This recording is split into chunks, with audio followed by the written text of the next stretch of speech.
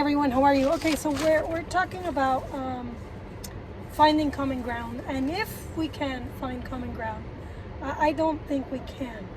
And in America, it's a mistake because God, our Constitution was centered around God, and if we lose God, we lose our freedom. So this is the reason why I am doing this series and extrapolating on Mr. Swanson's book. Because you got to know, right? You just have to know. So I was talking about a debt-free life in the last video. And typically, debt will drive a man to seek security in the steady paycheck and the food security of the corporation and the government. And this ultimately will undermine independence and flexibility.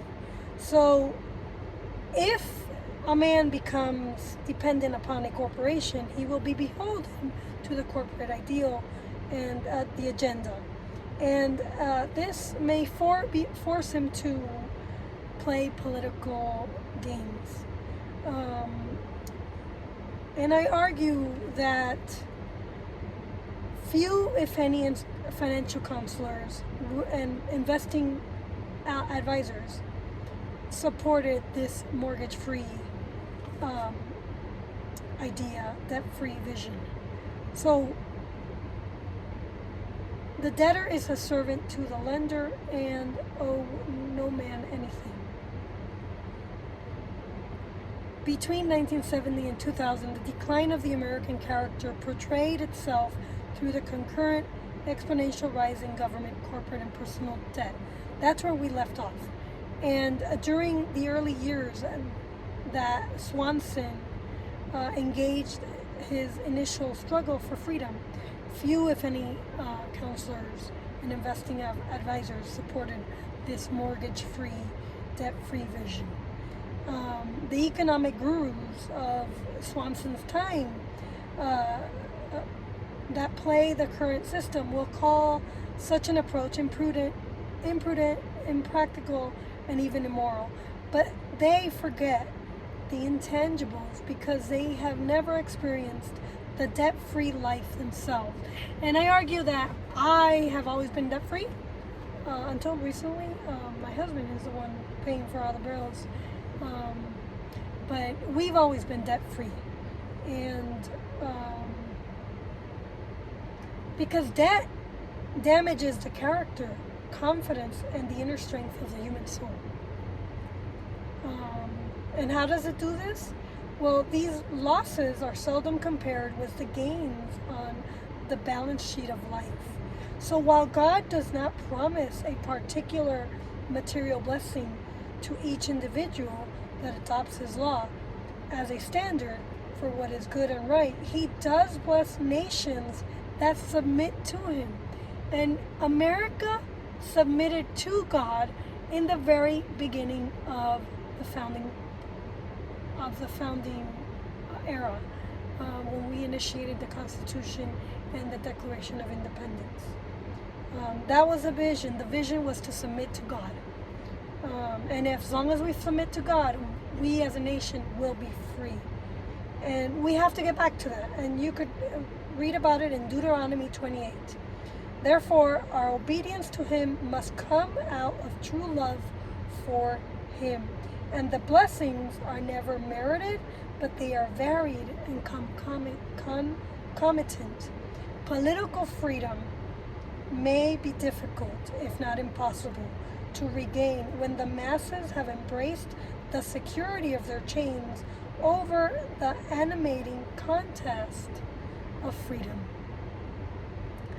But economic freedom is more within the reach of Christian families that desire it than other forms of freedom. Even so, the path towards freedom is long and tedious. The rewards of freedom are great, but freedom is not achieved without sacrifice. Debt-free living is not easily achieved. Typically, it is instant material gratification that will trump any other value on the road to freedom. Not many middle-class families would be satisfied to live debt-free in an 800 square foot house at a value of $100,000 when they could live in a house that's 3 times that size carrying $150,000 mortgage. So I argue that in Englewood, in my district, House District 3, I walked the entire district, and we have Americans in Englewood who actually have an 800 square foot home. And many of these Americans are concerned. And they're concerned because the government here in Colorado would like to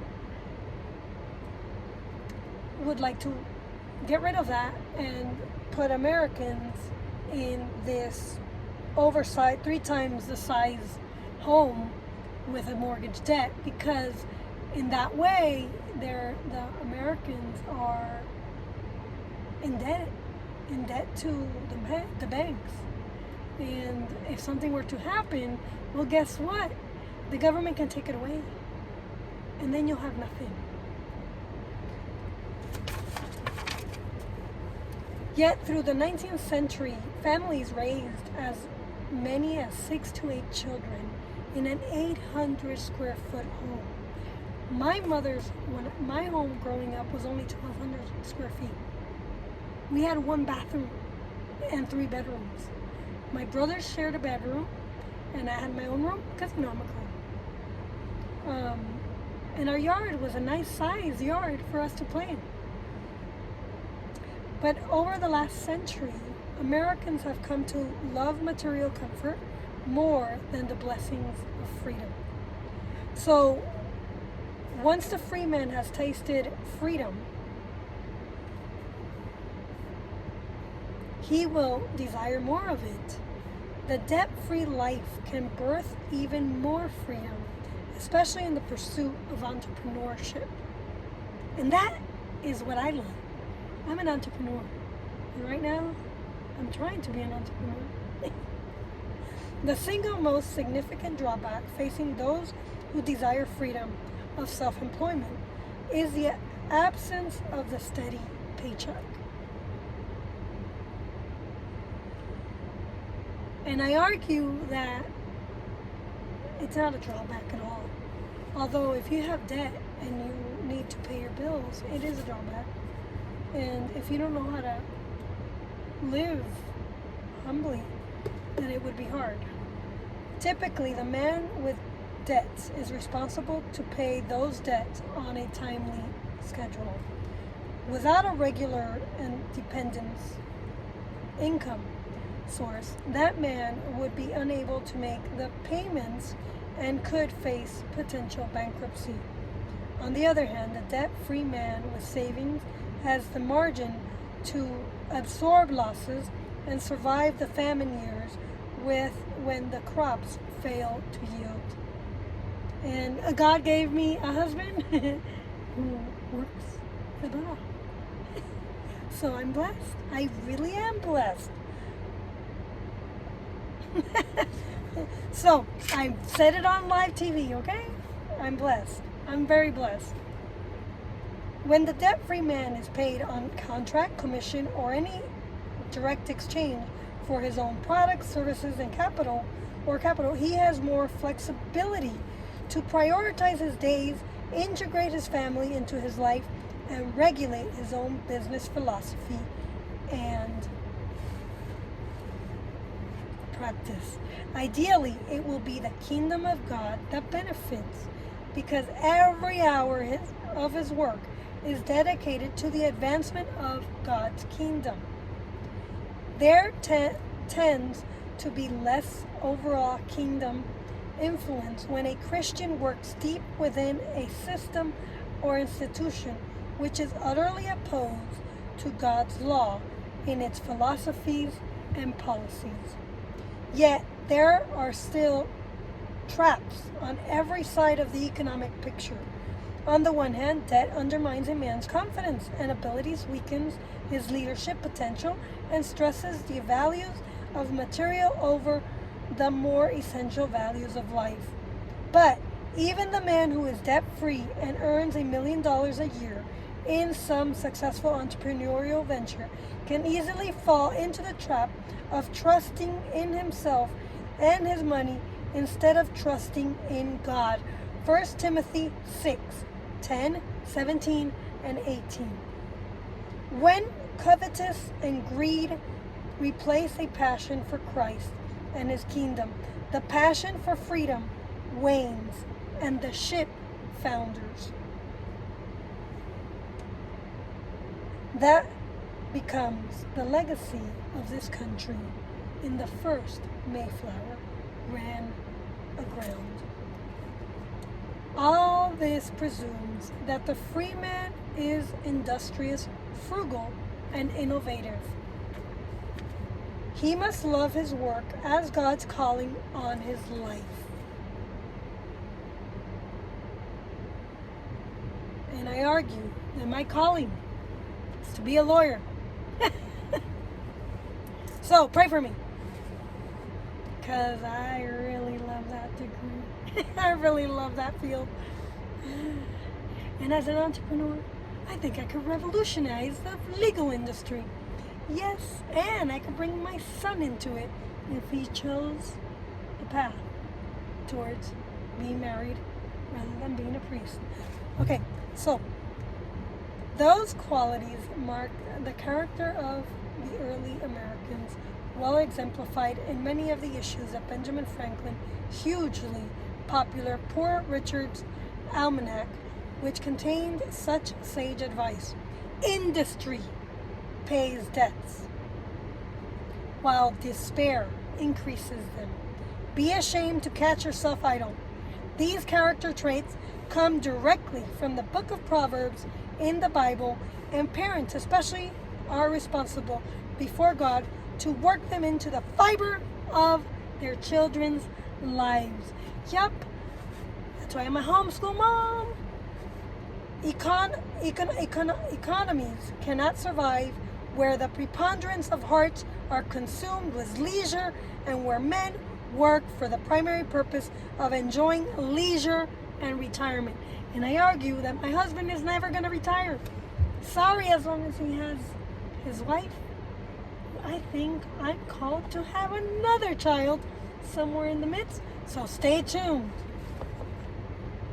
Because my husband not dying until the fat lady sings. Because their hearts are in the wrong place, they will live for the present, and debt will drive the nation into the ground. Is that what you want for the United States?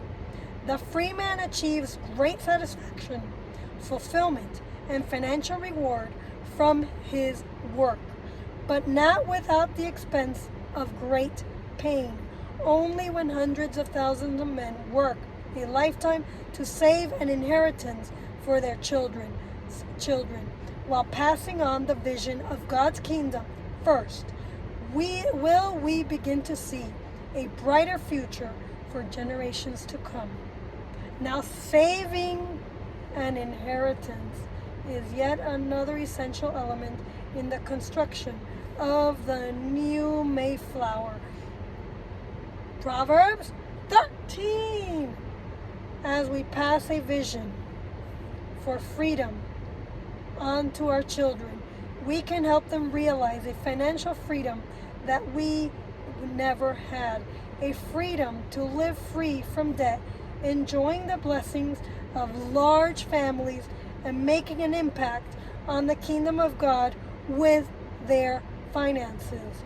Yet both federal and state governments, Colorado included, will tax as much as 75% of the total inheritance. Is that what you want? Imagine spending, and I think 100% now, imagine spending a lifetime saving an inheritance for your children, and after having paid tax on your income, tax on interest income, and tax from inflation on the savings over a lifetime of work, the government could take as much as $1 million in savings, depending on where you live and the exemptions for which you may qualify. If there is any doubt that the state has displaced a family, and Colorado is displacing the family and is committed to demolishing the family legacy, this should eliminate it altogether. Thank you very much, and I gotta go.